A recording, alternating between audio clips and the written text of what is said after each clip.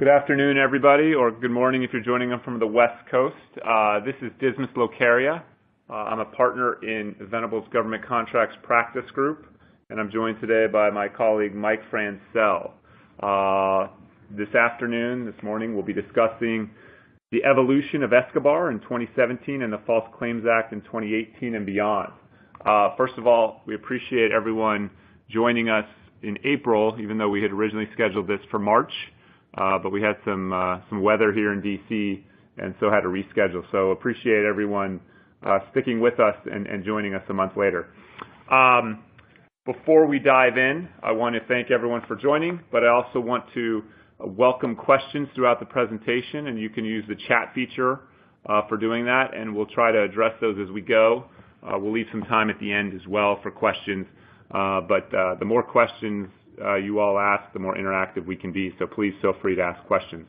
Also, want to mention that we will be providing a CLE code for those interested in that at some point through the presentation. That'll also show up in that chat feature. As we dive into things, so the agenda for today, we're going to talk a little bit about what the False Claims Act is.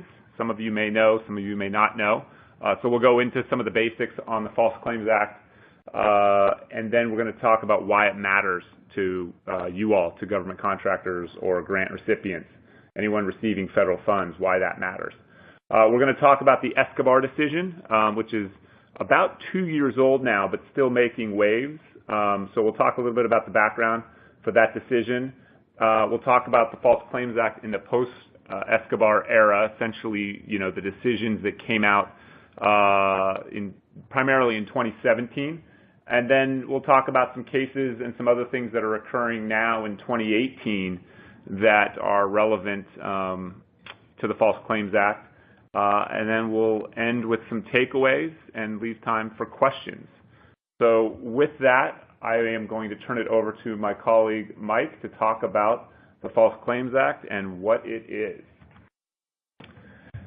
Thanks, Diz. So I think what we want to do is kind of start with the very basics of the False Claims Act and what exactly goes into an FCA allegation. So the Civil False Claims Act provides civil penalties for any person who knowingly presents or conspires to present a false or fraudulent claim for payment or approval to an officer or employee of the United States government. And now, a claim here, it must be submitted knowingly, and that occurs when the claimant, one, has actual knowledge of the information, or two, acts in deliberate ignorance of the truth or falsity of the information, or three, acts in reckless disregard of the truth or falsity of the information. Now, this basically covers all scenarios, and what it basically comes down to is that you cannot bury your head in the sand and ignore any violations that have occurred. Also, with respect to the knowingly standard, no specific intent to defraud the government is required. And so, in addition to the DOJ itself bringing False Claims Act allegations, they can also be brought by private citizens through a private right of action known as a key tam suit, which is basically a whistleblower action. So one of the theories of liability under the False Claims Act that we'll predominantly be focusing on today is the implied false certification theory. And under this theory, compliance with federal, state, and local law is implied when the contractor delivers products or services. So this means that if a contractor submits a claim or omits that it has violated some provision of law, regulation, or contract, then the contractor has made a misrepresentation, and in effect, the claim is false or fraudulent under the FCA. Now, not all circuits have handled the implied false certification theory the same. The First, Fourth, and DC circuits have all recognized the theory and have found that a claim can violate the FCA if it doesn't comply with the law, even when compliance with that law is not an express condition of payment. On the other hand, the Second and Sixth Circuits have accepted the theory under stricter terms, and they require that the contract or law expressly include that compliance with the violated provision is a condition for payment. And finally, the Seventh Circuit has entirely rejected the implied false certification theory. Now, prior to the Escobar decision, which we'll go into soon, courts across the country have varied widely on how to determine which laws, regulations, and contract provisions are, quote, material, such that violating them would constitute fraud. And materiality really became the primary subject of Escobar. We know that the FCA itself defines material as having a natural tendency to influence or be capable of influencing the payment or receipt of money or property. But the Escobar decision was influential in kind of sussing out what that means and applying some context to it. So briefly, some of the consequences that can result from an FCA violation. You can have civil penalties in between $11,000 and $22,000 per false claim, roughly. And now these numbers just recently were increased. As of January 29th of this year, the DOJ increased these penalties to account for inflation. And so the minimum rose from $10,957 to that $11,000 number, and the maximum rose from about $21,900 to the current $22,363 number for 2018. In addition to civil penalties, there can be 3 times the damages sustained by the government, what's known as treble damages, and also the defendant can be required to pay the cost of any civil action that has been brought. Also, in addition to penalties, there are collateral consequences, one of which is termination of contracts, and also the contractor can be referred to the suspension debarment officials for pending suspension and or debarment. Thanks, Mike. So why does the False Claims Act matter? Well, Mike just kind of mentioned some of those monetary penalties, and then obviously termination of contract and suspension debarment. So those are, you know, in a micro world, those all sound very bad. But what does that actually amounted to? Well, pretty significant sums over the course of years. As you can see here, the Department of Justice statistics on False Claims Act settlements and judgments have been in the several billions of dollars for a number of years. One of the things you see here is that of the $3.7 billion in FY17, $3.4 billion, so 90+% of it came through key TAM recoveries. Essentially, that means a whistleblower brought this case forward and brought ultimately the recovery ensued. And so, extremely important that these key TAM recoveries and these whistleblowers be taken serious. We talk all the time with clients about compliance programs and things like that. And a compliance program is great, but the individuals that are subject to the program, need to buy into it. They need to understand the relevance of having a program and voicing concerns within the organization. And the organization then has to do a really good job of convincing and showing its workforce that they are listening to their concerns and addressing those concerns and not simply sweeping them under the rug. There have been some studies, and a lot of key TAM whistleblowers, they first brought the issue to management within their organization as a concern, but didn't feel that they were getting significant attention or the right attention to the issue, and then felt that they had no other avenue but then to take it to the government.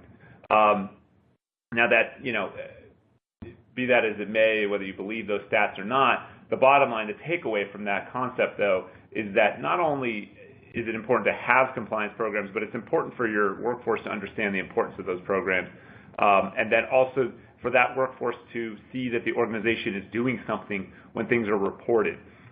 Most people, I think, will feel better about things if they feel their concerns are being addressed. And if their concerns were wrong, if it's appropriate, try to get back to those people to explain a little bit of the justification as to why that wasn't an issue. That way they don't feel as though it's been swept under the rug, and they run off to tell the government. So we're still seeing that the vast majority of False Claims Act recoveries are coming through the key TAM avenue.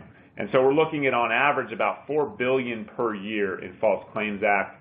And since 2009, that number has been over $35 billion, and 27.8 of that is related to key TAM. So unlike the commercial space where you violate a contract term, you pay some kind of damages that the plaintiff can prove. In the government contract space or the government grant space, when you violate a contract term, and we're going to dive into this, and it is a material term, and you don't present that to the government, there is a high likelihood that could be found to be a False Claims Act violation. And that is exactly what we're going to deal with when we dive into the Escobar decision.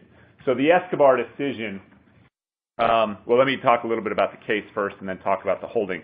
So essentially what the case was there was an individual that was getting counseling services in Massachusetts, and this individual was a Medicaid recipient. The counselors prescribed some medication that unfortunately actually caused the death of this individual. There was questions from the family, obviously, about who these medical providers were, and they obtained information that in the course of the contract, the company Arbor Counseling Services had to identify the employees in terms of what their professional credentials were.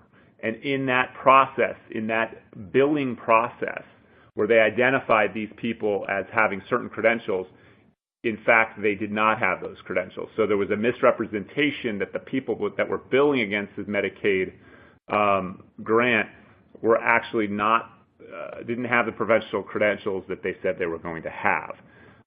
So the parents of this individual learned of that, and they filed this key TAM lawsuit that brought about the Escobar case. So the district court did not recognize that as an implied false certification theory. And the reason this is an implied false certification theory is that in submitting the invoice or the claim to the U.S. government, you're implicitly certifying that you, or as the theory goes, you're implicitly certifying that you met the contract requirements. The district court didn't view this as an implied false certification case because they didn't see it that there was a specific condition to payment based upon the credentials of the individuals rendering the health care or the counseling care. So the district court rejected the case. Now the case went up to the First Circuit, and they disagreed with the district court. They found that making the claim certifies compliance with express conditions, but here they also recognize the implicit theory. So you can have express conditions for payment, but the First Circuit went to the implied theory and said there were implicit conditions to payment, and it believed that those implicit conditions to payment could in fact be the credentials of the professionals here. And in this case, the Massachusetts medical regulations, they required that adequate supervision was an express and absolute condition to payment. So there were these things that triggered certification in this case. So then that First Circuit was then appealed by the defendants up to the Supreme Court. First off, the Supreme Court upheld the concept of an implied certification theory. As Mike talked about a few minutes ago, some circuits previously did not necessarily prescribe to the implied certification theory. So now the Supreme Court has upheld that implied certification theory is a valid theory under the False Claims Act. So that's number one. And Justice Thomas, who was the author of the decision, and by the way, it was an 8-0 decision for those keeping score, he said, "We first hold that the implied false certification theory can, at least in some circumstances, provide a basis for liability. So as you would expect of Justice Thomas, there is some wiggle room in here with respect to the strength of this basis. He certainly upholds the theory, but also provides that in some circumstances it's a basis, meaning that not in all circumstances, not in every circumstance, but in some. And then the court goes on to describe a lot more about what it means by some circumstances. So the court found that claimants can be liable if they omit violations when they submit a claim, and the specific language, when a defendant makes a representation in submitting a claim but omits its violations of statutory, regulatory, or contractual requirements, those omissions can be a basis for liability if they render the defendant's representations misleading, okay? So now we've got this concept of those omissions of violations can be a basis, but it looks like only if it renders their representations misleading with respect to the goods or services provided. That seems a little bit more fudgy or fuzzy to me, simply because they're not making any representations necessarily when they submit a claim to any of those specific requirements. So the court goes on further to explain, with respect to the implied certification theory, they held that two conditions need to be satisfied. First, the claim does not merely request payment, but also makes specific representations about the goods and services. And second, the defendant's failure to disclose noncompliance with material, and Mike talked about materiality, and we're going to talk a lot more about materiality, material statutory, regulatory, or contractual requirements make those representations misleading half-truths. So essentially, we get to this point of, is the government getting what it bargained for? Was the submission and the submission of a claim and the violation of this statutory, regulatory, contractual requirement, was it getting what it bargained for when it was buying these goods and services? Because there are, I mean, many of you are well aware of this probably, a government grant or a government contract is can be several hundred pages long.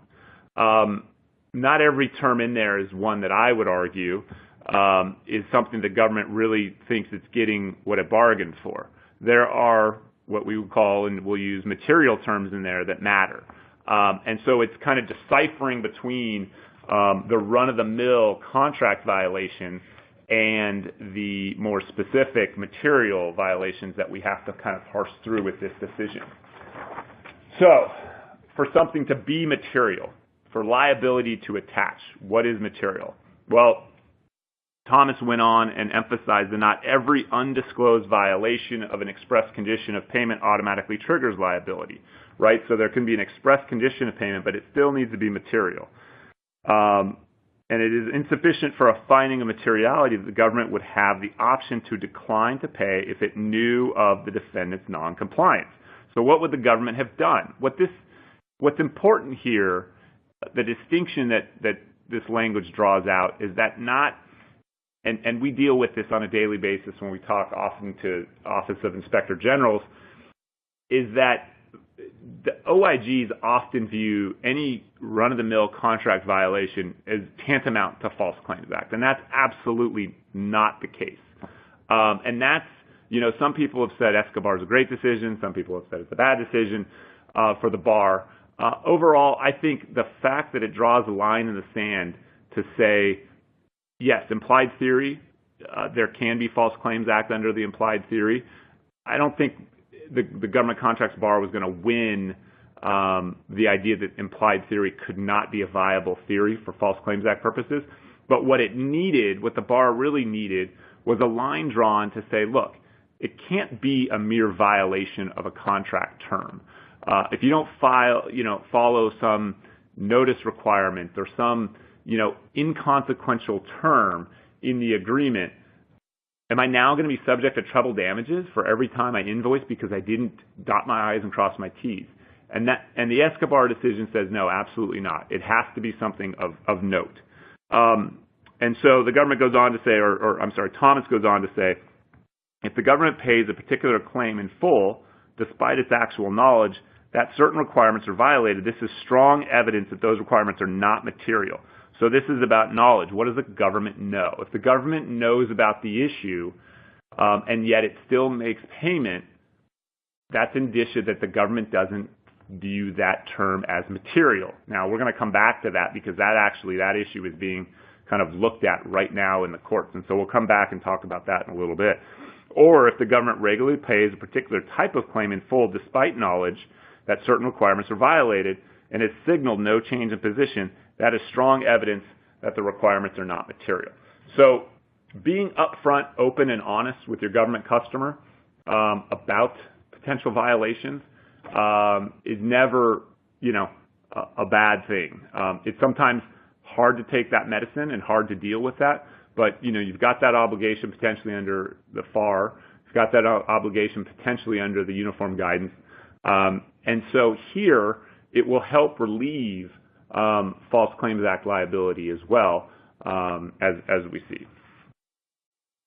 Okay, so what's the new standard? So the Supreme Court essentially is shifting the analysis away from conditions of payment and looking really at the material items to decide payment. And so the court went through and gave some guidance on determining materiality. And again, we're going to talk about a lot of cases that are going to be fighting over these types of things, but it's important to know because this kind of sets the standard for moving forward in 2017 and 18. So the FCA defines material as having, as Mike said earlier, having a natural tendency to influence or be capable of influencing the payment or receipt of money or property. Okay, so that's kind of the definition of material, which the court cites to as being helpful in determining materiality. But some other things they talked about. Under any understanding of the concept, materiality looks to the effect on the likely or actual behavior of the recipient of the alleged misrepresentation. So here, it's critical that we understand when we analyze a potential FCA case, what did the government know and how did they respond? Or, even if they didn't have actual knowledge, if they had knowledge, how would they have likely responded? That sounds like a great theory, but how do you capture that? Well, you capture that primarily probably through emails and discussions with your government customer about what's important to them. And so, as a lawyer, we're always wrangling over emails with clients. Don't put stuff in email. Don't put stuff in email. However, in certain instances, email is extremely useful because you can have a conversation with your government counterpart, talk about what's important to them in performance of a contract, and then memorialize that in an email to them. Per our conversation, we talked about X, Y, and Z being, absolutely critical to the performance, and we'll get those done on time, etc. So keep this in mind when we have situations about potential non-compliances, I'll say, with your terms of your contract. You want to make sure that you've documented to the extent you can your conversations about what the government's really view, what their view is about what's important, because it could come and it will come to roost if you have any violations, and potentially be a helpful tool to avoid False Claims Act violations or allegations against you. Express conditions of payment is relevant but not dispositive of materiality. Okay, so that can certainly show what their intent is, but what's their behavior? So you want to see what these express conditions are, but if they have knowledge of it and pay irrespective of these conditions, then it's not going to be as dispositive as it might otherwise be. Minor breaches or noncompliance do not create materiality. Again, that kind of goes back to a point I made that not every breach of contract is tantamount to False Claims Act violation, which is absolutely critical. A violation is not material under the FCA solely because the government could not have denied a claim if it had known of the misrepresentation. So in those situations, the government's denial of a claim does not necessarily mean that it's a material. There can be any number of reasons the government denies a claim that is not tantamount to a False Claims Act. Evidence for materiality can include prior practice. So as the government had knowledge, do they make payment? If the federal government has previously refused claims for certain violations, those violations are likely material. and if the government has previously granted claims despite knowledge. So the converse, those are likely not material. So those are some of the ways that the Supreme Court has framed Escobar for application. Now, Mike is going to go into the application of Escobar. Oh, before he does, though, I think we have our first question. Do you believe the failure to pay a subcontractor as required, like FAR 52-232-27, which requires subcontractor payment in 7 days, would be considered material? So it's a good question. It depends. Very lawyerly answer. Because this is one of the takeaways from Escobar, is that you're going to end up having to fight a lot of these out after discovery. Because materiality is going to be such a case-by-case, fact-driven determination. It depends. I think as a policy, the government would probably say, yes, that's material. But in reality, on a case-by-case basis, I think you could absolutely make the case that FAR provision is not necessarily material to your work and to your claim. I mean, part of it is that, your claim, most subcontract agreements, you get paid first, then you pay your sub. So the question is then, do you intend to pay within 7 days? It's just going to be a really fact-driven scenario on whether the government customer believes that's material to the case. I could see arguments both ways, so I think you'd have to really dive into the facts on that. But with that, I'll turn it over to Mike to talk about some post-Escobar cases. Great, thanks, Diz. So as Escobar set the standard for materiality,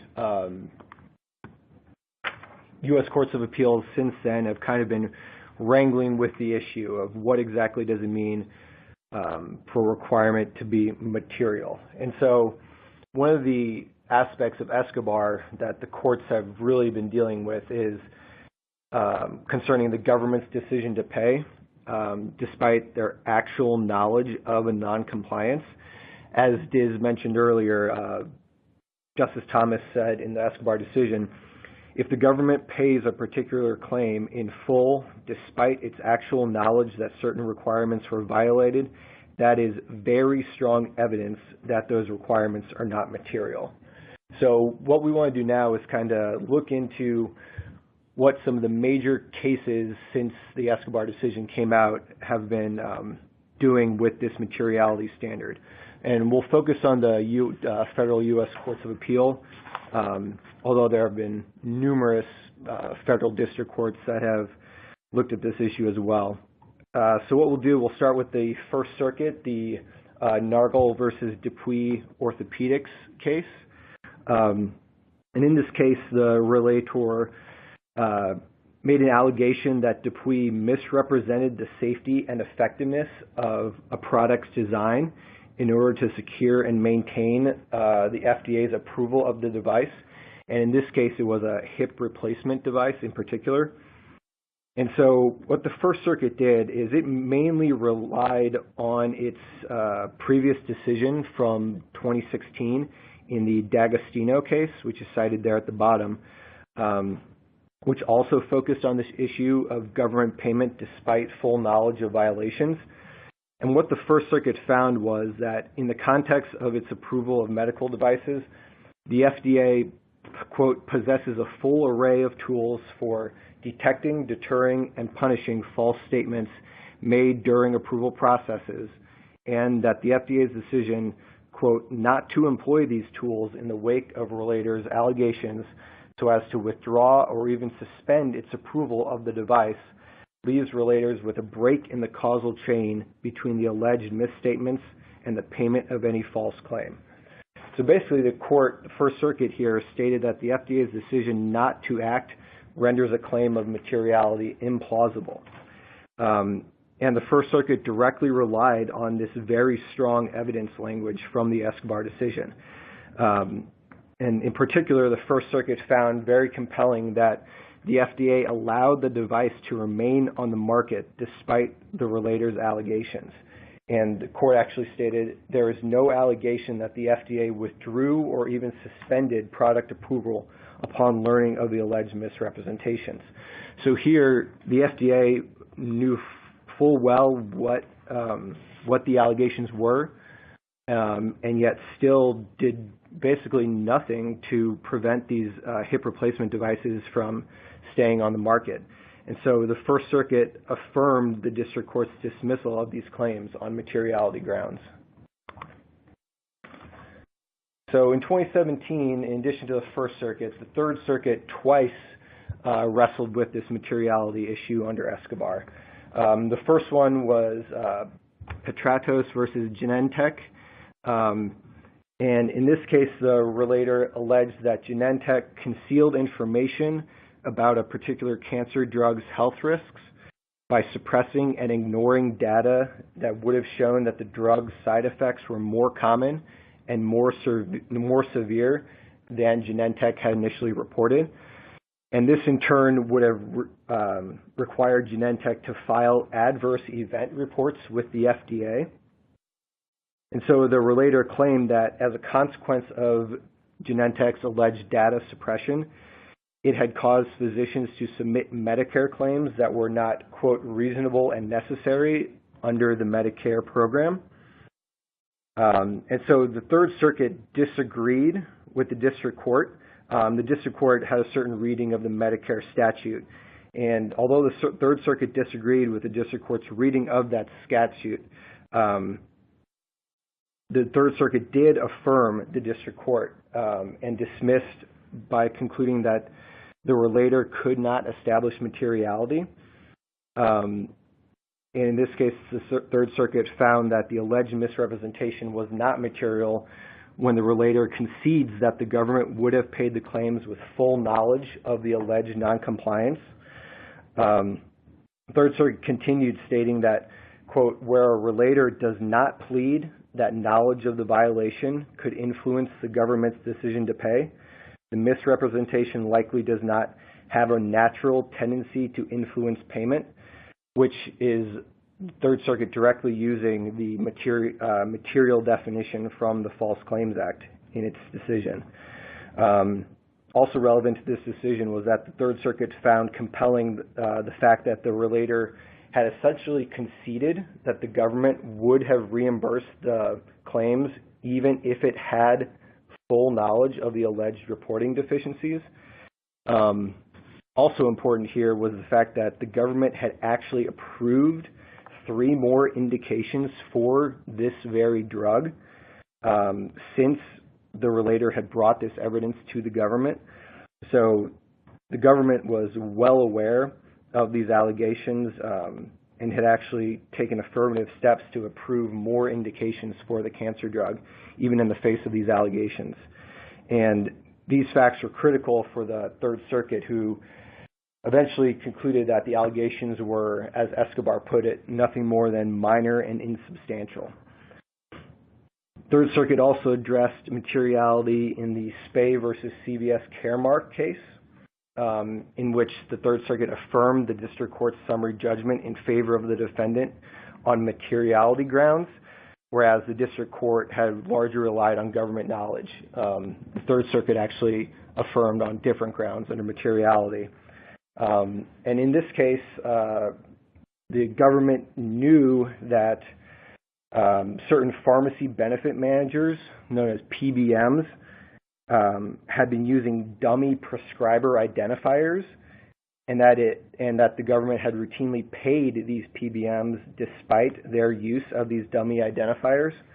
The government here was more concerned with ensuring that medications were dispensed to Medicare recipients and that pharmacies were being paid. And these facts came out during the proceedings, and the Third Circuit found that because the government basically it had, other concerns in mind and continued making payments despite its knowledge that dummy identifiers were being used, the Third Circuit concluded that the use of the dummy identifiers was nothing more than minor and insubstantial misstatements that did not amount to materiality under Escobar. So while the Third Circuit had 2 occasions to address this issue, the Fifth Circuit did as well in 2017. The first one being in Abbott versus BP Exploration, in which the plaintiffs asserted that BP had falsely certified compliance with various regulatory requirements with respect to an oil platform in the Gulf of Mexico known as the Atlantis. In response to this, there was not only a DOI investigation, but a full congressional investigation into this matter. And the DOI found that the allegations were without merit and that there were no grounds to suspend operations on the platform. And under those facts, the district court had granted summary judgment in favor of BP on the FCA claims. And the Fifth Circuit affirmed, stating, as recognized in Escobar, when the Department of Interior decided to allow continued drilling after a substantial investigation into the allegations, that decision represents strong evidence that the requirements in those regulations are not material. So as we can see here, the Fifth Circuit is, again, going back to that Escobar language about strong evidence and how the government's knowledge and continued payment, even in the face of FCA allegations, is not enough to make certain requirements material. The second Fifth Circuit decision that dealt with this issue was Harmon versus Trinity Industries. And in this one, the procedural history is a little murky. There was a mistrial at one point at the district court level, but eventually the jury returned a verdict for Harmon and the United States in the amount of $663 million. For defendants' guardrail end terminals and an allegedly flawed crash test report. Trinity appealed the district court's denial of its motion for judgment as a matter of law, and eventually the Fifth Circuit found that Trinity was entitled to judgment as a matter of law on the issue of materiality.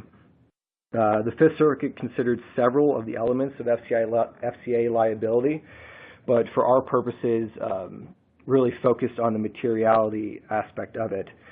And the Fifth Circuit went through pretty much the majority of the decisions from its sister circuits through over the last year since the Escobar decision had been handed down, and basically reasoned that though it's not dispositive, continued payment by the federal government after it learns of the alleged fraud substantially increases the burden on the relator in establishing materiality. So in this case, what the Fifth Circuit relied upon mostly was the fact that the Federal Highway Administration had explicitly approved the defendant's use of these guardrail end terminals. And throughout the proceedings, the FHWA had also insisted that the changes that had been made did not affect its decision to purchase the end terminals. And so again, you can see the Fifth Circuit coming to the conclusion that no materiality exists when the government has full knowledge of what's been going on and does not take any affirmative steps, even in the face of those FCA allegations. The next case is Kelly versus Serco out of the Ninth Circuit. And this case will become interesting in a little bit when we discuss another Ninth Circuit decision. But in Kelly, Serco had held a Naval Electronic Surveillance Systems contract with the DoD's Navy Space and Naval Warfare Systems Command, SPAWAR, and this NESS contract was an IDIQ contract under which SPAWAR had issued delivery orders that have required Serco to provide project management and cost reports, including what are known as Earned Value Management Reports, EVMs. And in this case, there was an interagency agreement between DHS and SPAWAR that required a cost tracking system. It was under this interagency agreement that these cost reports were required by Serco. So Serco informed SPA that it could not automate its accounting system to accommodate the various reporting requirements that were part of the interagency agreement with DHS. And after Serco informed SPA of that, SPA advised Serco that it would accept its monthly cost reports that Serco had been compiling manually as opposed to in an automated system. And the government also informed Serco that DHS was fully aware of Serco's cost tracking format and that it had accepted the utilization of that format. So with that in mind, Kelly, who was an analyst at Serco, informed DHS that Serco had been using the manual reports. But Kelly brought this to the DHS's attention even after DHS had approved them. Eventually, Kelly filed a qui tam suit asserting that Serco had submitted false claims for payment under an implied false certification theory, and also made allegations that Serco had made false records, among other allegations. The district court initially granted summary judgment in favor of Serco, and the Ninth Circuit affirmed in part on materiality grounds. And critical here was the fact that DHS was fully aware of what Serco had been doing. It had been aware for, I think, at least a year before Kelly had brought these allegations to the table.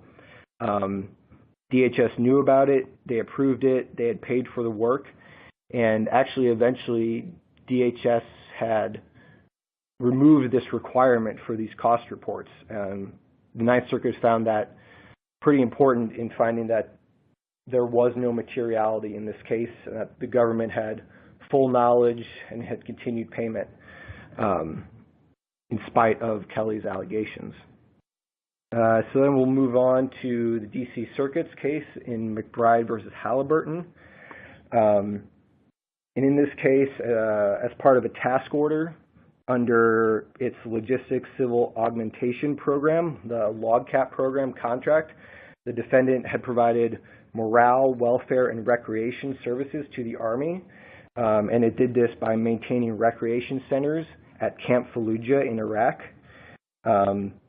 McBride, who was an employee of the defendant, was at Camp Fallujah and was responsible for compiling head count data that reflected how many troops had been using the facilities, the recreation centers, during the day. And McBride brought a suit alleging that the defendant had inflated the head count data. The district court initially granted summary judgment in favor of the defendant on materiality grounds, and the D.C. Circuit affirmed. The D.C. Circuit found that there was no materiality with respect to violations of requirements, relying on the fact that DCAA had investigated the allegations and had not disallowed any charged costs, and the defendant had continued to receive an award fee for exceptional performance even after the government had learned of the allegations regarding the inflated headcounts. And again, you can see this circuit, as well as many others, using this very strong evidence language from the Escobar decision in its reasoning. Here, the D.C. Circuit found that this was very strong evidence that the requirements allegedly violated by the maintenance of inflated headcounts are not material. Now, in somewhat of a contrast to these other circuit court decisions, the government's decision to pay is not always dispositive, and it does not always show that there is a lack of materiality. We just mentioned a couple minutes ago the Kelly case out of the Ninth Circuit.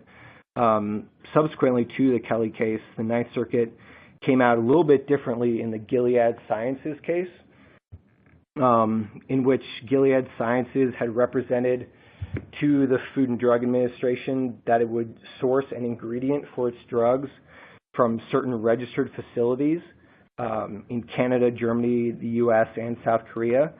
And rather than doing that, the company had actually sourced from a Chinese facility. The relators here asserted that Gilead had been inserting products from the Chinese facility into its drugs for at least 2 years before Gilead had sought approval from the FDA to do so. They further alleged that because the drugs paid for by the government contained an ingredient sourced at unregistered facilities, they were not FDA approved and therefore not eligible for payment under the government programs. To counter that, Gilead argued that the continued FDA approval of and payment for the drugs, even after the FDA knew about the noncompliance, made the violations not material to its payment decision. And at first glance, one would think that that was probably a good argument by Gilead based upon the prior precedent from Kelly and some of the other sister circuits. But the Ninth Circuit actually disagreed with Gilead. And although it stated that it is undisputed that at all times relevant, the drugs at issue were FDA approved, that the government continued to make direct payments, and even stated that the relators face an uphill battle in alleging materiality, nonetheless, Ninth Circuit found persuasive that the plaintiff's argument that one should not, quote, read too much into the FDA's continued approval and its effect on the government's payment decision.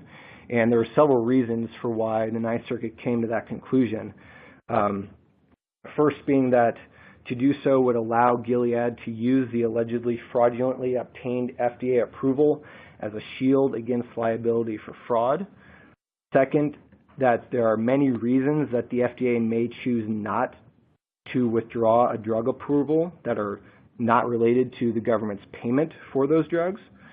And third, unlike in the Ninth Circuit's Kelly decision, where the government continued to accept non-compliant vouchers, here Gilead had eventually stopped using the ingredient from the Chinese facility, and the Ninth Circuit stated that once the unapproved and contaminated drugs were no longer being used, the government's decision to keep paying for compliant drugs does not have the same significance as if the government continued to pay despite continued non-compliance. And so you see that it's critical here that the non-compliance was actually remedied, and therefore that there was not the same significance as it was in Kelly, where the government continued to pay for the non-compliances even after it became aware of them. And one thing to keep in mind about the Ninth Circuit's decision here was that there was no evidence before the court whether and when the FDA had actual knowledge of the violations. So that played a big part in the Ninth Circuit finding that the relators had sufficiently pled materiality. So that's something to keep in mind here. And this case is actually going to come back here in a minute, as it has since gone up to the Supreme Court and could actually be, taken up by the court here pretty soon. And that's the subject of Diz's next part here. Thanks, Mike. As Mike mentioned, we're going to talk about the Gilead case and some other cases that we're looking at in 2018. Some of them are circuit cases, but some of them are district court cases that we found interesting for one reason or another. So we'll talk about a few of those. We're going to talk about some of these memos that you may have heard of that have been floating around out there from late last year and early this year, and how those impact the False Claims Act as well. So that's kind of the False Claims Act 2018 and beyond. So as Mike mentioned, the Gilead case was decided by the Ninth Circuit, but Gilead has petitioned for the Supreme Court to review. Essentially, Gilead is arguing that the Ninth Circuit misapplies the Escobar materiality standard by requiring the defendants to show that the violations were immaterial, as opposed to the plaintiffs showing that the violations were material. Importantly, there's been another case, but this is a district court case out of Pennsylvania, the Eastern District of Pennsylvania. It's not in the materials because it's a relatively recent decision, just came down last week, holding that, in this case, the U.S. District Court for the Eastern District of Pennsylvania granted a motion for summary judgment, holding that the relator failed to satisfy the Supreme Court's materiality standard because the relator, i.e. the plaintiff, failed to present evidence that the federal agencies for whom the defendant performed the services would not have paid the defendant's claims had they known, essentially putting the burden on the plaintiff to show materiality. But here, in Gilead, it looks like the Ninth Circuit is putting the burden on the defendants for showing that something's not material. So we've got this this contrast between different areas of the country. Not surprising, the Ninth Circuit is a little bit more liberal in its application. As Mike mentioned, this case does look like it's primed for the Supreme Court. In fact, just yesterday. So good thing our webinar was postponed because we were able to get you the even more recent information. But just yesterday, the Supreme Court asked the Solicitor General to file briefs in the case expressing the United States' view of this case. So depending on what those look like, we may see the Gilead case becoming the next big False Claims Act case if it does, in fact, become or get reviewed by the Supreme Court. So keep an eye out for that case should the court grant certiorari. All right, some other cases to talk about. Rose versus Stevens Institute. In this case, this is out of the Northern District of California. The relator, again, notice a lot of these are key TAM cases. The relator claims the defendant defrauded the Department of Education by falsely alleging compliance with Title IV of the Higher Education Act. The defendant argued the Department of Ed knew of the violation and continued to make these payments. But the court found that DOE's decision to not take action against the contractor despite its awareness of the allegations was not terribly relevant to materiality. This seems to completely spin Escobar on its face, right? Escobar says the decision to pay with a knowing violation certainly could be material. The Ninth Circuit in Gilead kind of whittles away at that with this concept that there may be any number of reasons why you pay and they're not material. And then here, we're completely spinning away by saying it's not terribly relevant at all to materiality. So certainly an interesting statement by the district court. The judge during oral arguments also commented that there could be many reasons that the government pays despite knowledge of a violation, which is exactly the Gilead thinking there. So we're seeing a lot of courts maybe swinging that direction, at least in California, with respect to that. Now, whether or not Graber's comment makes its way into a final decision is something we definitely want to keep an eye on, and we want to kind of keep the Rose and Gilead, we cite to it as campy here, keep those cases kind of on the horizon, because I think one of the probably better standards established by Escobar is this concept of payment with knowledge as negating fraud. If that gets whittled away, then we're back to a pre-Escobar era. So I think the Gilead case and this Rose case are certainly two cases to keep your eyes on as we move forward in the Escobar or in the post-Escobar world. All right, another recent decision here: a district court granted judgment as a matter of law for the defendants because the relator failed to offer proof of materiality. Okay, in this case, which is out of Florida, the Middle District of Florida, the relator claimed that defendants filed false claims against the government by failing to maintain a comprehensive care plan as required by Medicaid regs. According to the court, the relator failed to demonstrate that the government would have considered either the violation material, especially in light of the government's knowledge. So again, now we see a district court on the other side, much like the one I cited to out of Pennsylvania, which talks about, relator having to prove materiality, not the other way around, and also payments and knowledge helping to negate. So we're starting to see the splits in the circuits and in these district courts grow.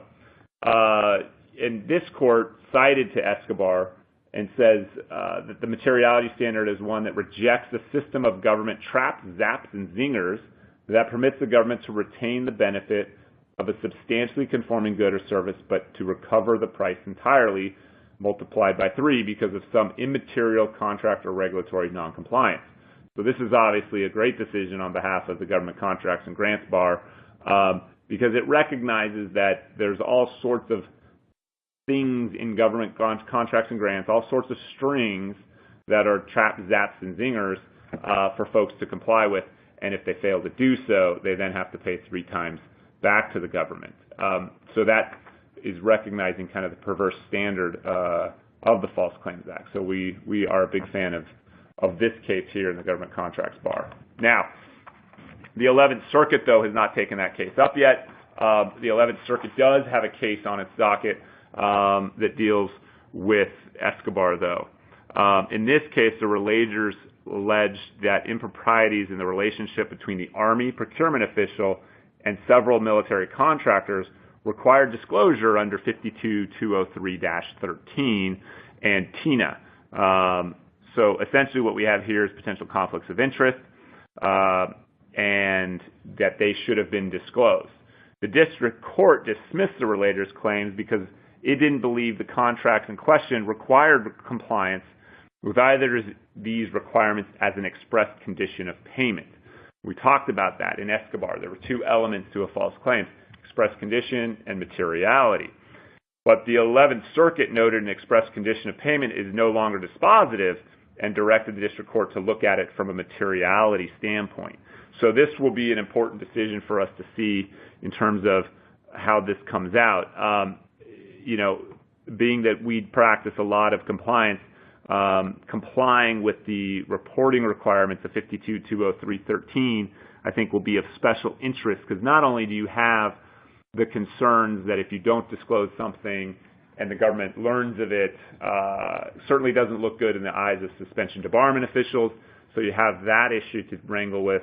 But now if there's question over the failed disclosure of something that should have been disclosed under 52203-13, whether that also is tantamount to a False Claims Act violation. So that will certainly be an interesting case to see how that works out. Now, I mentioned some memos that have been issued in late 2017 and early 2018.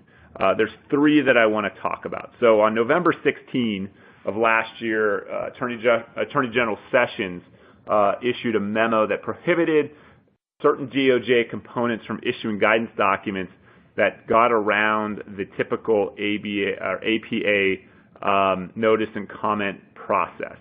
Essentially, what he was saying was that these memos were creating regulation that was getting around the APA's regulatory requirements that they'd be put out for notice and comment, and that any basis that type of conduct cannot go forward anymore at DOJ. Now, the Brand memo kind of plays off of that. So that was issued just a couple months later. It plays off the Sessions memo by stating that the principles from the Sessions memo are relevant to more than DOJ in terms of False Claims Act, because essentially what he was saying is that when an agency issues guidance documents or any other document that doesn't go through the normal rulemaking process, those should not have the force and effect of law. We see that often where we get OIG guidance, you get agency guidance documents or memoranda that don't go through the normal rulemaking process. And essentially, they may be calling balls and strikes with respect to certain compliance matters. Both the Sessions and the Brand memorandum say that the government should not be using those standards for False Claims Act liability. There's a whole host of cases now that are being revisited based upon these memos with respect to whether or not the basis for a False Claims Act violation is founded, because they're based upon some guidance document saying, you had this certain compliance obligation or whatnot. So this has certainly created a little bit of a firestorm in 2018 because it's whittling away some of the government's bases for filing False Claims Act violations, as well as relators or key TAM relators. So keep an eye out for more information on that and more developments on that. We probably will see some cases dismissed on that basis. The interesting part about it is it may somewhat be a distinction without a difference, because what I expect to happen is that typically those memoranda are not based on, they're not usually out of whole cloth. Usually they are based upon something that's in a regulation or a statute, and it's an interpretation. And so you may see a lot of amendments to False Claims Act cases, amended complaints, because they have to reformulate the basis with which the claim is founded upon. Is it based upon this guidance document, or is it based upon a regulation or statute, and then the agency's interpretation of that? So we'll definitely see some litigation coming out of those two memos. In addition to both the Sessions and the Brand memos, on January 10, Michael Granston, the Director of Commercial Litigation Branch for DOJ's Fraud Section, issued a memo explaining that due in part to the record number of key TAM cases, recall we talked about all those key TAM rewards earlier in the presentation, department attorneys, when evaluating whether to intervene, should also consider whether they should seek to dismiss the case altogether. So this is a fantastic development for the Government Contracts and Grants Bar, because a lot of times what happens is that a key TAM relator will file a complaint. They file it under seal. Department of Justice has 60 days to review that. They can request additional time. They review that and they decide whether to participate in the case or not. It's referred to as intervening. If they decide to participate in the case, then now you're dealing with the Department of Justice in the prosecution of the case. And the relator they're still party to the case, but they sit on the sidelines a little bit. If the government decides not to participate, it's perfectly acceptable for the relator to continue the case. Obviously, they have to continue it on their own dime. And what happens is the vast majority of cases, when the Department of Justice decides not to intervene, the vast majority of those cases disappear. However, there are a number of cases that continue. And, typically when we look at it, it kind of signals to us if the department's not putting resources towards this case, it's either not very important or it's not a very good case. And so what Granston's saying here is that they need this approach, because even though they're not participating in the case, they still have to keep an eye on this case, right? Because someone's prosecuting a case on behalf of the government. The government's still going to get the bulk of the proceeds from the case. The relators get a portion. They get up to 35% of an award, but the government's going to get the vast majority of the proceeds from the case. And so they've still got to expend resources to keep an eye on the case. But probably more importantly, the government's concerned about bad law. Because if they're not prosecuting the case, now they've got, a key TAM lawyer prosecuting the case with only the focus of winning this case. But what kind of law comes out of that case? And that is something of vital importance to the government, is does the law go where the government wants the law to go? And so he's essentially said, look, we've got to decide also whether it makes sense to have these cases dismissed. And the government can seek the dismissal of these cases if it decides not to intervene. And so he lays out a list of 7 factors that DOJ attorneys need and should consider when they decide not to intervene, should they seek dismissal. And that includes curbing meritless key TAM cases. Again, it's a sap on resources, not only contractor resources, which ultimately costs the government in higher prices, but it's also a sap on government resources. They have to monitor these cases, even if they're meritless. Preventing parasitic or opportunistic key TAM actions. No question that some of these appear to be that, and that's not a good public policy reason to have key TAM provisions of the False Claims Act, so we'd want to eliminate those. Preventing interference with agency policy and programs. Obviously, as this stuff starts to, if you deal with a case that's impacting agency policies or programs, maybe there's security clearance issues, anything like that, where it becomes a hurdle to the government or an interference to the government, it's better off for them to just discard that case and move for dismissal. Controlling litigation brought on behalf of the United States, again, because they've got to monitor this stuff, and so they want to be careful about how many of these cases are out there. Safeguarding classified interests or classified information and national security interests, preserving government resources, and then addressing egregious procedural errors. So any of these might be reasons why a key TAM case could be called for dismissal under the Granston memo. So we do have a question before we move on here. It says, I work in the insurance industry and am interested in where you are finding coverage for FCA or key TAM claims. Typically we look to a carve back under the D&O policy for defense costs only, with a strong imputation clause that ties to a tight definition of control group as intentional fraud is excluded. Are there any claims that are being handled covered under professional liability or cyber policy?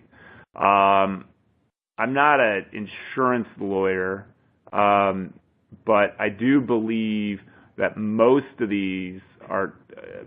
False Claims Act are covered under the D&O policies or E&O, errors and omissions policies. I would think that they could be covered under professional liability. Cyber policy, I don't know. I'm not sure about a cyber policy. I guess it would depend upon the basis for the False Claims Act and whether coverage would be under a cyber policy or not. Okay, so takeaways from today's presentation. I think there's quite a bit that we can take away. So first off, the False Claims Act does not apply just to government contractors. It applies to both government contractors and grant recipients. Now, it's important to understand which one you are on your particular agreement at issue because the standards, the requirements, the expectations are all different. So it's important for organizations, some have both. It's important to know what you have and then to know what triggers payment. So the express condition of payment is still, that's still out there as a concept. It may not be the implied, but it's still out there as a basis for False Claims Act. So keep an eye on triggers for payment in those express conditions. But we have to consider this idea of materiality. So what do you consider are material provisions of your contract or grant? Now keep in mind, what you consider material is not necessarily dispositive at all. It's really what the government considers material. And so in that vein, it's going to always be our recommendation, especially in high-risk type areas where there's high risk because, contract compliance is challenging or difficult. In high-risk situations, I think you want to try to probe with your federal partner to find out what they think is material, what they consider to be important provisions of the contract or grant. That way, you can develop a record to show that even your noncompliance with it is not an issue because it's not important to the idea of payment, or it's not material to their decision to pay. Of course, I want to make sure we keep an eye on those cases out of the Ninth Circuit, which seem to kind of winnow that back a little bit. But certainly building that record with your federal partner, I think, is something to always keep in mind, and even more so today. What do I do that impacts the material provisions to a contract or grant? So, are we following those provisions? Are we not? If we're not, does our government customer know about it?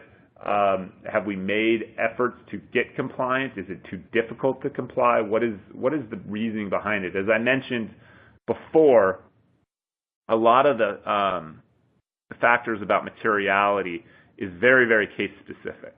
And so it really depends upon, what products or services, or what's the mission of the grant or the products or services being delivered under the contract. What is the term that's not being complied with and why? Is it because you're not interested in complying with it, or is it because it's virtually impossible to comply with? Is it impossible because you proposed something that you can't deliver, or is it because the government is imposing something that's impossible to do? Those are things that I would want to know the answer to. And then the question is, how communicative have you been with your federal partner in that regard, in terms of understanding materiality? So that's all critical to know. And then documenting this. Okay, so documenting what you've done to try to comply, and what you've done to communicate to the government your abilities or inabilities to comply. Because a lot of times compliance is also in the eye of the beholder, and you have to keep that in mind. So you might believe you're fully in compliance, but that's not really what the government had in mind.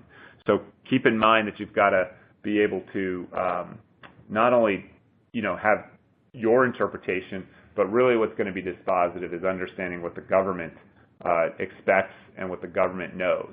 So documenting that as you go.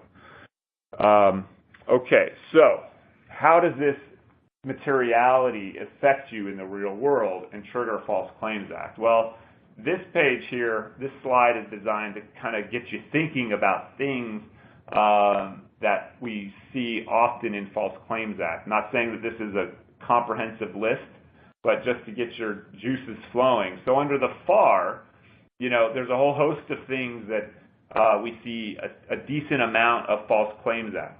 Size representation. So if the government is setting aside a contract, that seems pretty material to the objective person, that the idea was this contract go to a small business and you're not.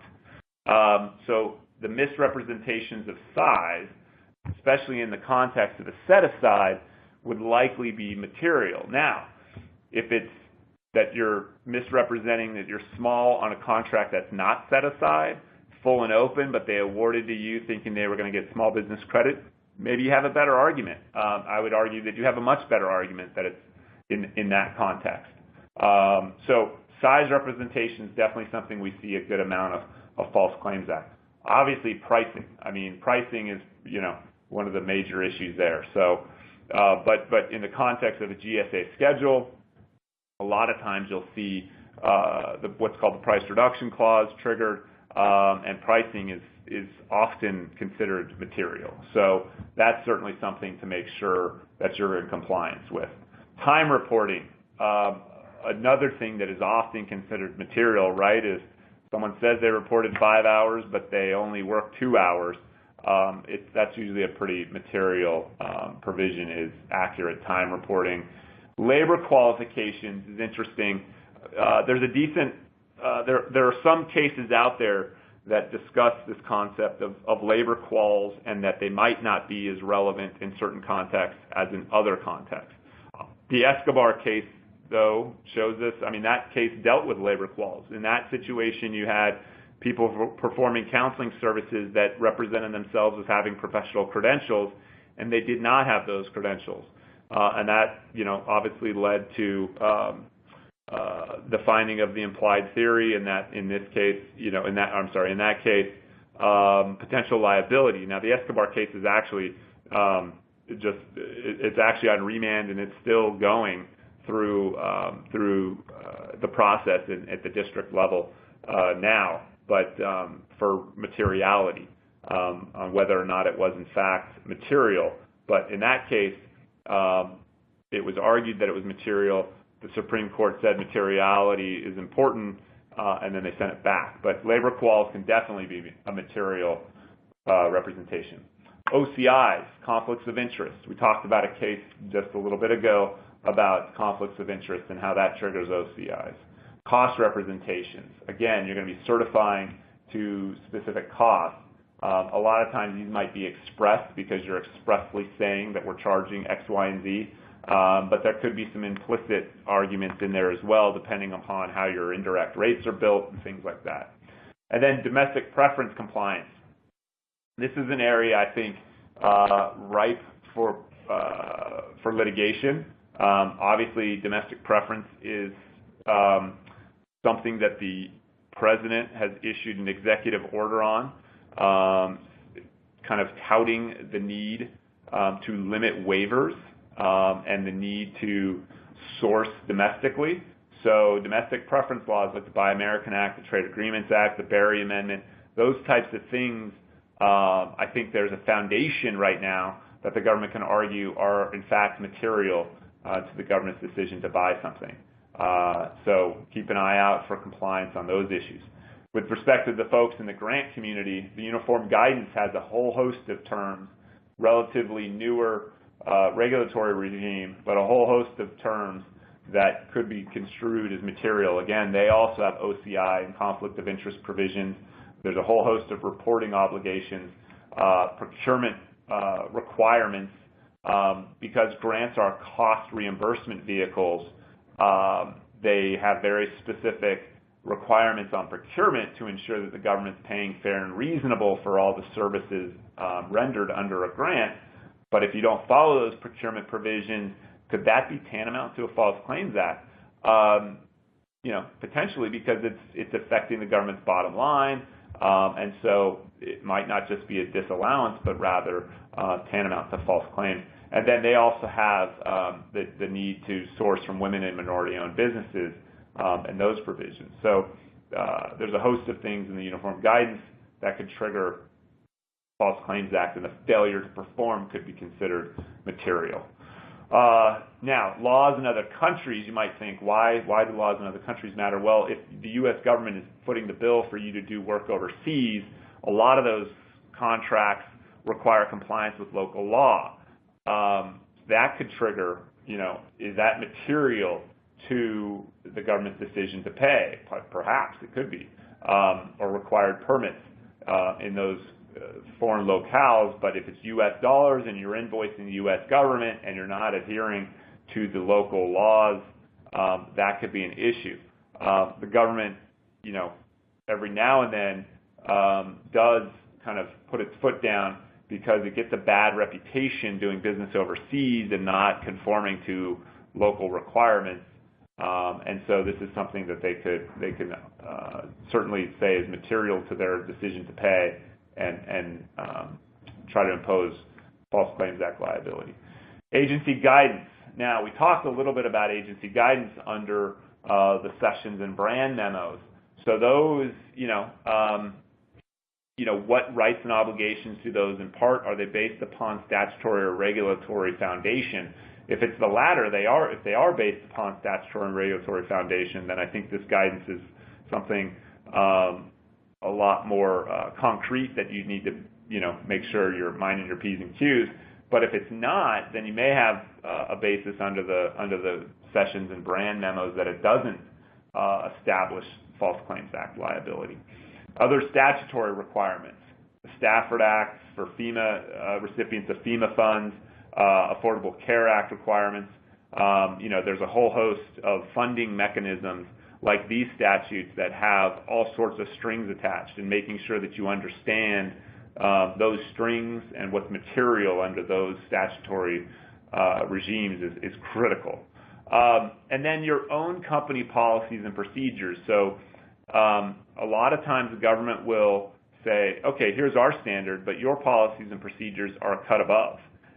And we find that the failure for you to meet your own requirements is tantamount to a False Claims Act. Now, that doesn't happen all the time, but it has been known to happen, and we certainly have seen OIGs push that many times. Now, I would argue under the Escobar decision that unless the government knew of those policies in advance of award, then how is it material to payment, right? If they don't know that you have a more rigorous timekeeping policy than the U.S. government, then how can that be material to their decision to pay? So there's some arguments there, but keep in mind that the government will oftentimes say, if you're not meeting your own standards, even if they're higher than the government standards, you're in non-compliance. So that is something definitely to be cognizant of. And then let me just add on the code of conduct issue, we mentioned that case where the failure to report something under 52-203-13 could be tantamount to a False Claims Act.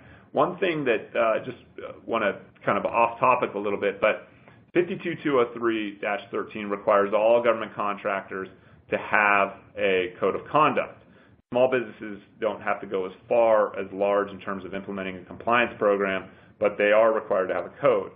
That code, they don't talk a lot about what needs to be in that code, but one thing they do say needs to be in that code is the obligation to report to the government credible evidence of a civil false claims or any of the other enumerated items in 52-203-13. So I would also say not only keep an eye on that case with respect to whether that actually attaches FCA liability. But please take a look at your code of conduct and make sure it's up to date with having the provision in there about reporting credible evidence of civil false claims and other matters, making sure that that is in your code of conduct. So with that, I think we've left about 10 minutes for questions, and I see we have a couple that we can address here before we go. So here's one question. I've heard that a subcontractor can be liable under the False Claims Act for submitting a false claim to a prime contractor. Under that scenario, when it comes to materiality, is it what is material to the government or what is material to the prime? Also, what level of proof is required before I must do a mandatory disclosure? What if I think the subcontractor's noncompliance was material, but the government may disagree? Do I self-disclose? So a couple questions here to unpack. First question, yes, a subcontractor can be liable directly to the federal government for violating the False Claims Act, even though it runs through a prime. As many of you probably understand and know, the government holds privity of contract very sacred and generally does not interact with subs at all. But if a prime is aware or has belief that a sub is violating the FCA, the prime should, to protect itself, should, consider reporting that directly to the federal government, and the feds should be going directly to the sub to deal with that issue. Now, unpack the rest of these questions here. When it comes to materiality, what is it what is material to the government or what is material to the prime? So that's a great question. I'm not aware of any cases actually examining that. At the end of the day, I would say it's what's material to the government, because it's the government that's imposing the False Claims Act. I would be curious what the distinction is. I guess I could see situations where something is material to the prime. For instance, if a sub misrepresented its size to the prime, then it screws up the prime's recording for small business utilization, and that may not be material to the government. But if it has anything to do with the work, I would think that it would, if it's material to the prime, it's probably material to the government. But I guess there could be some situations where something's not material to one party but material to the other. So it would depend upon the facts there. And then it's the question, what level of proof is required before I do a mandatory disclosure? So the standard is credible evidence. So what is credible evidence? Well, credible evidence is, something less than 50% certainty. It's a good sense of something, but not necessarily preponderance of the evidence. So it's, you have a good idea that this is a violation, but without absolute, or greater than 50% certainty. So, but the standard is credible evidence. And then what if I think the subcontractor's non-compliance was not material, but the government may disagree? Do I self-disclose? I think you self-disclose because if you're aware of it, and even though you don't think it's material, it's not your decision to make, it's the government's decision to make, and then you run the risk of being complicit. So you actually put your organization at risk for being complicit in the fraud, if using the government, what the government would say. So I think you self-disclose.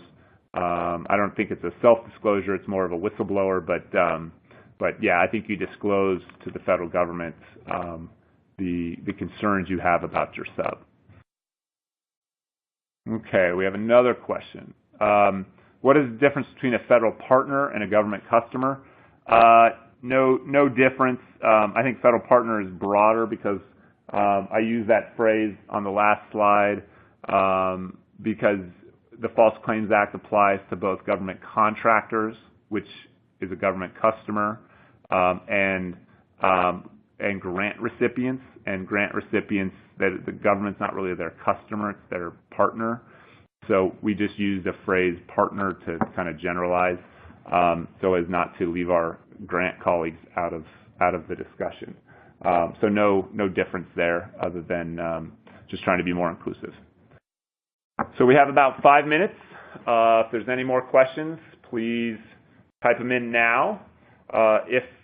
While you guys are doing that and thinking about that, I think we've provided the CLE code, so that should be out there. And then also, oops, going the wrong way here. One more slide here. I forgot, I apologize, but I'll leave that for you all to go over. I just want to publicize next month's webinar, Venable webinar. It's going to take place on May 30, same time, and it's going over government cost audits and claims.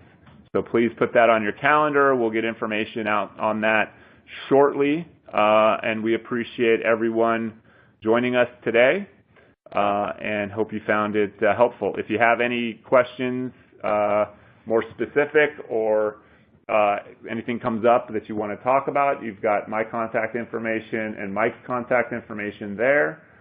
Feel free to reach out. We're happy to chat. Otherwise, have a great day, and we will see you next month.